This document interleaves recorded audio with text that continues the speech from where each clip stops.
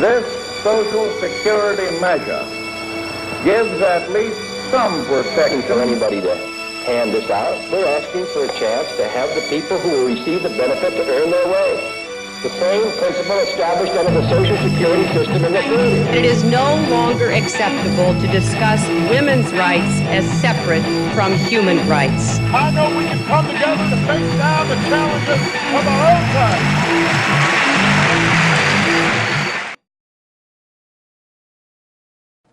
Welcome back. We're here with the Democrats, and today we're talking to candidates from Ward 3 running for the Democratic seats. And we have with us Mariellen McKay, first-time candidate. So how long have you lived in Nashua? I came to Nashua in 1983, so that's 29 years. And I know there's a story about the house you live in that is very interesting. Yes, my husband was born in Nashua, and when he came home to this house that we live in today, we bought the house in 1989. My in-laws bought it in, I think, 1950 or 51, and the house was built in 1890, and we are the third owner. And it's been in the McKay name since either 1950 or 51. And it's kind of nice to live with that kind of history, to know that we've been living in the same house. My in-laws brought up their children in, and it's nice. So you live on Webster Street. That's one of the oldest parts of the city. Yeah, the general streets, so we're called. Right, right. Named after Webster's Bar. So Mary Ellen, what inspired you to run for this New Hampshire House and take up a lot of time and earn $100 a year? What issues kind of touched you enough to make you want to do this? Well, coincidentally, I had gone up to listen to some legislation, and afterwards I wanted to go up and speak with Cindy because I appreciated what she had said and what she was doing. And so we had a conversation, and in that conversation, Cindy is like, have you ever considered running? What do you think? And I stopped to think about it, and on my way back to work, I talked with my friend about it, and she said, you should run. You really would be beneficial. And I advocate for people, have for years. And so I thought, what a powerful way to have more people's voices heard if I did run. Spoke with my employer because I wanted to make sure that there would be no conflict. And Paul was wonderful. I work at the Moore Center in Manchester, New Hampshire, and it's one of the 10 area agencies in the state. And Paul Boynton is our CEO. And so he absolutely concurred and thought it would be a wonderful idea. And so here I am. Well, and as I recall meeting you, that hearing you attended had to do with funding for services for individuals with developmental disabilities. And that is what your professional background is. Absolutely. I am not only the lead legislative liaison for the Moore Center, I'm also a transition coordinator. And in that I work with families who their children are reaching what we call transition age. At 18, you look at guardianship for your child with special needs. If that is a requirement, then you look at other factors with insurance and Social Security and what the long-term plan is for their life when they're 21. Because yes, we're here now as their parents, but we're not going to be here forever. And we need to have a plan for our children. And the plan right now is that parents can't die.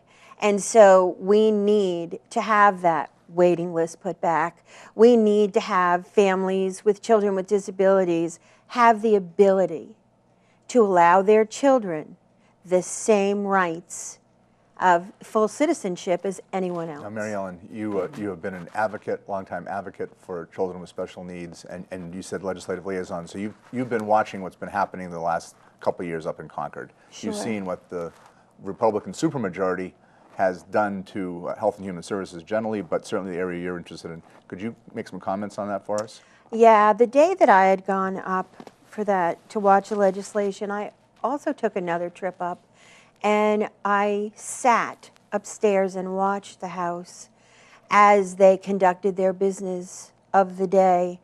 And as a citizen and a voter in New Hampshire, I was actually embarrassed. I was embarrassed that ladies and gentlemen, and I assume we are all ladies and gentlemen on that floor, were so loud and so disruptive and disrespectful. Whether you agree or disagree with an issue, it made me feel awful for the Democrats that were sitting there when the Republicans were so loud and so awful to their fellow constituents. Just for our viewers, Democrats were in a super minority last session. There was only 102 of us in a 400-member House. Right. Specifically, talk about Health and Human Services and what the legislation and the budget did to children with special needs. The legislation did away with the wait list, and what the wait list is it's set aside funding so that area agencies across the state can work with all of the families who their children are reaching age 21 who need assistance, whether it's to go to a day program, whether it's to find employment. There's actual financial assistance for this to happen. When you take that assistance away, then families who are working, they may have to consider, can I still afford to work? Maybe my wife or my husband needs to stay home. And then there's a loss of income from that. And then the child stays home, and this is now an adult who has no opportunity to get out into the community, to form some kind of better life for themselves. It's empowering to work. We all find value in what we do, and we become who we are from what we do. How can we ask someone with disabilities, someone who's exiting foster care, to have a real good value assessment of themselves if they have no role, if they have no opportunity for employment? And this is what this legislation has done. It has hugely impacted. Right, just to clarify, one of the things that the Democratic former majority in the State House was most proud of was finally ending the developmental disability wait list in 2007. It was one of the first acts we did. And over the period of 3 years, we fully funded services for that segment of our population.